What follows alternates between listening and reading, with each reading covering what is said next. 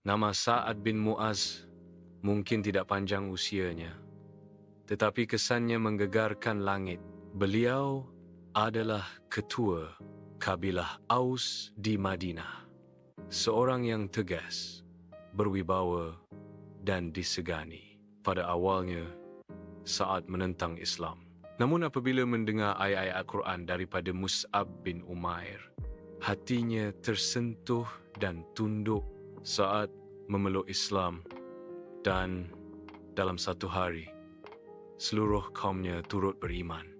Itulah kekuatan iman seorang pemimpin. Dalam Perang Badar dan Uhud, Sa'ad berdiri mempertahankan Rasulullah tanpa gentar walau nyawa menjadi taruhan. Namun, kisah paling agung adalah di Perang Khandaq. Sa'ad terkena panah yang melukakan urat nadinya. Dalam kesakitan, beliau berdoa, "Ya Allah, jika masih ada peperangan untuk membela Rasul-Mu, panjangkanlah hidupku. Tetapi jika ini yang terakhir, jadikanlah kematianku dalam keredaan-Mu." Doa itu diterima langit.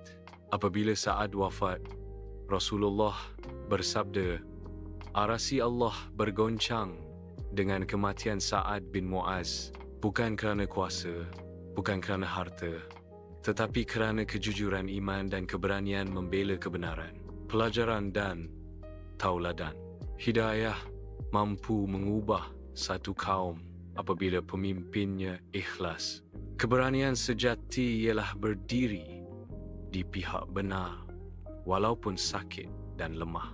Nilai seorang mukmin bukan pada usia, tetapi kesetiaan kepada Allah dan Rasul.